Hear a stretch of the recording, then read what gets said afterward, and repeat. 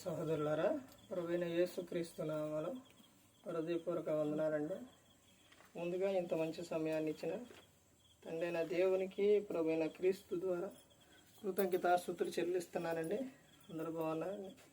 వాక్యం చదువుకొని ప్రార్థన చేసుకున్న తర్వాత పాఠంలోనికి వెళదామండి. మత్తయి గారు రాసిన సువార్త 21వ అధ్యాయం 22వ వచనం. మరియు మీరు ప్రార్థన చేయనప్పుడు వేటిని అడుగుదురో అవి దొరికినవని నమ్మిన ఎడల మీరు వాటిని అన్నిటినీ పొందుదురని వారితో చెప్పాను. ప్రార్థన చేసు. పరలోకమందున్న మా తండ్రి, పరిశుద్ధ ప్రేమ గల తండ్రి, గొప్ప తండ్రి, యెహోవా తండ్రి, అయా మీ ప్రియ కుమారుడు యేసుక్రీస్తు ప్రభువారి ద్వారా కృతజ్ఞతాస్తుతులు చెల్లిస్తున్నాము నాయన. ఈ కూడికంతట్లో మీరే ఉంది నడిపించండి నాయన. వాక్యం బోధించుండగా లోక సంబంధమైన జ్ఞానంతో కాకుండా మీ జ్ఞానంతో మాట్లాడే భాగ్యం దయచేస్తారని మా ప్రభు అయిన యేసుక్రీస్తు నామమున వేడుకుంటున్నాం తండ్రి. ఆమేన్. ప్రభువైన యేసుక్రీస్తు నామములో హృదయపూర్వక వందనాలండి. దేవుని కుమారుడు యేసుక్రీస్తు ప్రభువారి లోకానికి వచ్చిన తర్వాత పరలోక రాజ్యం సమీపిస్తుంది కనుక మారు మనసు పొందమని ప్రకటింప మొదలుపెట్టారు. అంశం పాఠం పేరు నీవు ప్రార్థన చేయనప్పుడు ఎలా ఉండాలి? నీవు ప్రార్థన చేయనప్పుడు ఏం చేయాలి? ప్రార్థన అనేది చాలా ప్రాముఖ్యమైనది. ప్రార్థన ఎన్ని రకాలంటే 25 రకాలు ప్రార్థనలు. ప్రతి ఒక్క ప్రార్థనకి కూడా ఒక అర్థం అనేది వస్తుంది. ఎలా అంటే మనం అడిగేదాన్ని బట్టి, సందర్భాన్ని బట్టి ఇలా ప్రార్థనలు అనేది ఉంది. ఒక పడుకోని తప్ప మిగతా సమయాల్లో ఎలాగైనా ప్రార్థన చేయవచ్చు. ప్రార్థన విషయానికి వచ్చేసరికి దేవునితో గ్రంథం ఏం చెబుతుంది అంటే నిత్యం అడగాలి, విసుకగా అడగాలి, గోజాడుతూ అడగాలి, కన్నీటి ప్రార్థన చేయాలి, ఉపవాస ప్రార్థన చేయాలి, ఏకాంత ప్రార్థన చేయాలి. ఇలా ఎన్నో రకాల ప్రార్థనలు అనేది ఉన్నాయి. తర్వాత కుటుంబ ప్రార్థనలో చేసే ప్రార్థన ఉంటుంది, మీటింగ్లో చేసే ప్రార్థన ఉంటుంది, తర్వాత వ్యక్తిగతంగా నువ్వు చేసుకునే ప్రార్థన ఉంటుంది, ఆ తర్వాత నీకు అవసరమైనప్పుడు చేసే ప్రార్థన ఉంటుంది, ఆ తర్వాత వ్యక్తిగత ప్రార్థన ఉంటుంది, ఆ తర్వాత మరి ఇంకా ఆరాధనలో చేసే ప్రార్థన ఉంటుంది, కృతజ్ఞత కొడుకులో చేసే ప్రార్థన ఉంటుంది. ఇలా అనేకమైన రకాల ప్రార్థనలు ఉన్నాయి. వివాహంలో చేసే ప్రార్థన ఉంటుంది, తర్వాత పిల్లల పుట్టినరోజు నాడు చేసే ప్రార్థనలు ఉంటాయి, తర్వాత ఇంకా మనిషి మరణించినప్పుడు చేసే ప్రార్థన ఉంటుంది, జ్ఞాపకార్థ కూడికలో ప్రార్థన ఉంటుంది. ఇలా అనేకమైన ప్రార్థనలు ఉన్నాయి. ఇలా ప్రతి ఒక్కటి దానికి కూడా ప్రయాణమై ఎక్కడికి వెళ్ళేటప్పుడైనా ప్రార్థన, తర్వాత ఎగ్జామ్ రాసేటప్పుడు ప్రార్థన. ఈ ప్రార్థనలన్నీ కూడా ఇలా చేసినప్పుడు, నువ్వు అడుగుతున్నప్పుడు దేవుడు చెబుతున్న విషయం ఏంటనంటే, మరియు మీరు ప్రార్థన చేయనప్పుడు వేటిని అడుగుదురో అవి దొరికినవని నమ్మిన ఎడల మీరు వాటినన్నిటిని పొందుదురని వారితో చెప్పాను. అంటే ప్రార్థన చేసేటప్పుడు ఏం చేయాలంటే, వేటినైతే అడుగుతున్నావో అవి నాకు దొరికిని, దేవుడు నాకు ఇచ్చారు అనే విశ్వాసం కలిగి ఉండాలి. ఇప్పుడు 10 మంది కుష్ఠరోగులు ఉన్నారు. వాళ్ళు యేసుప్రభువారు వెళ్తుంటే కేకేశారు. యేసుప్రభువారు వచ్చి మీరు వెళ్ళి యాజకునికి కనుపరుచుకోండి అని మాట మాత్రం చెప్పారు. ఆయన మాట సెలవిత్తే చాలు జరిగినట్టే. వెంటనే వీళ్ళు ఏం చేశారు? ఆయన మాట ద్వారా స్వస్థత జరిగిద్ది నమ్మి వాళ్ళు వెళ్ళిపోతూ ఉన్నారు. మార్గాన వెళుతుంటే 10 మందికి స్వస్థత వచ్చింది. కానీ అలా స్వస్థత వచ్చినప్పుడు 9 మంది దేవునికి కృతజ్ఞతాస్తుతులు చెల్లించకుండా ఆహా మాకు స్వస్థత వచ్చేసింది అని వెళ్ళిపోయారు.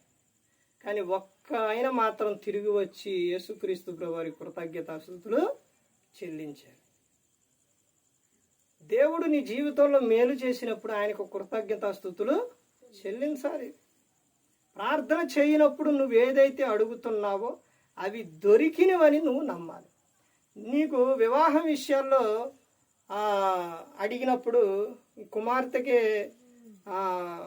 సంబంధం విషయాల్లో అంటే వివాహం చేయటానికి కానీ కుమారుడి విషయాల్లో చేయటానికి అడిగినప్పుడు దేవుడు మాకు మంచి కుమార్తెకి వరుణ్ణి ఒక కుమారుడికి వధువుని ఇస్తారనే నమ్మకంతో ప్రార్థన చేయాలి.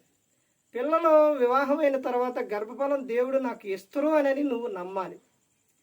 ఆ తర్వాత నువ్వు ఎగ్జామ్ రాసేటప్పుడు ప్రార్థన చేసుకున్నప్పుడు నేను ఎగ్జామ్ రాస్తాను, పాస్ అవుతాను, దేవుడు నన్ను పాస్ చేస్తారనే నమ్మకంతో నువ్వు రాయాలి. ఇలా ప్రతి ఒక్కటి కూడా నువ్వు ఏదైతే అడుగుచున్నావో అవి నాకు దొరికిని అనే విశ్వాసం నువ్వు కలిగి ఉండాలి. ఒక ఆరోగ్యం వచ్చింది, దేవునికి ప్రార్థన చేసావు, దేవుడు నన్ను స్వస్థపరుస్తురు, దేవుడు నన్ను విడవడు అనే విశ్వాసం కలిగి నువ్వు ప్రార్థన చేయాలి. చాలా మంది ఏం చేస్తారంటే చేస్తారులే కానీ నమ్మరు. జరిగిద్దా, చూద్దాం, ఒకసారి చేద్దాం. ఒక ఆమె అలాగే చేసిందట. విశ్వాసం గురించి చెప్తూ ఉంటే నువ్వు ఈ కమ్మలి చెట్టుని ఇక్కడి నుంచి పోయి సముద్రంలో పడమంటే పడిద్ది అని విశ్వాసం గురించి చెబుతూ ఉంటే ఆమె ఇంటికి వెళ్ళి ఆ ఇంటి ఎదురుగా దెబ్బ ఉందంట. ఆ దెబ్బ పోవడానికి ఏం చేస్తుందంటే తలంటుకొని లోపలికి వచ్చి స్నానం చేసి తర్వాత ఇక తలుపేసుకొని ప్రార్థన చేసిందంట. ప్రార్థన ఉపవాసం నైట్ మొత్తం ఉపవాస ప్రార్థన చేసి ఉపవాసం ఉండి ప్రార్థన చేసిన తర్వాత ఆమె బయటకు వచ్చి అలా తలుపు తీయంగానే ఆ దెబ్బ అక్కడే ఉందంట. ఉండేసరికి అప్పుడే ఆమె ఏమందో తెలుసండి, నేను ముందే అనుకున్నా ఇది పోదని.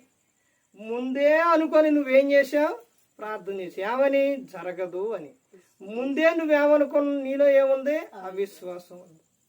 ఇక్కడ గ్రంథం ఏం చెబుతుంది, నువ్వు ఏదైతే అడుగుతున్నావో అవి పొందినవని నువ్వు నమ్ము అని చెబుతున్నారు. అప్పుడు జరిగిద్దని. నీవు ఏ ఒక్కటి కూడా ప్రతి ఒక్కటి కూడా నువ్వు అవిశ్వాసంతో చేస్తే అది జరగదు. నువ్వు విశ్వాసంతో చేయాలి. ఆమె ఉపవాస ప్రార్థన నుండి చేసింది కానీ అవిశ్వాసంతో చేసింది. ఏం ప్రయోజనం?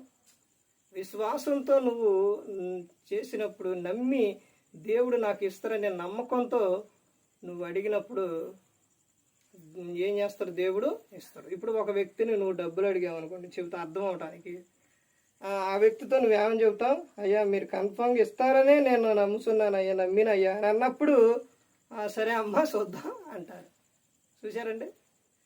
అలాగే దేవుని విషయాల్లో కూడా ఆయన పట్ల ఏముంచాలంటే నువ్వు నమ్మకం ఉంచాలి, విశ్వాసం ఉంచాలి. దేవుడు నాకు ఇస్తారు, నాకు కలుగు చేస్తారు, నాకు ఏది కూడా తక్కువై చేయడు అనే విశ్వాసం నువ్వు కలిగి ఉండాలి. ప్రార్థన చేయనప్పుడు నువ్వు అది నాకు దొరికింది అని నువ్వు నమ్మాలి. నువ్వు నమ్మకపోవటం వలనే నీకు ఏది కూడా జరగట్లేదు, ఏది కూడా రావట్లేదు.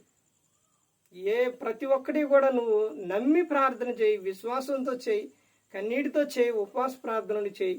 దేవుడు నీ ప్రార్థన ఆలకిస్తాడు. నువ్వేదైతే కోరుకుంటున్నావో లోక సంబంధమైనవి కాదు, ఆత్మ సంబంధమైన నీకు అవసరమైన దేవుడు అవి నీకు ఇస్తారు. లోక సంబంధమైనవి అంటే నాకు ఒక 100 కోట్లు కావాలంటే ఎవడో 1 కోటి రూపాయలు కావాలంటే అర్థమైందండి. నేను ఒక అమ్మాయిని ప్రేమించాను, ఆ అమ్మాయి కావాలంటే అట్లా జరగదు. అర్థమైందండి. ఆ అబ్బాయే నాకు కావాలంటే అట్లా జరగదు. అర్థమవుతుందండి. నీకు ఏదైతే అవసరమో ఏదైతే మేలు దేవుడు అది నీకు ఇస్తారు.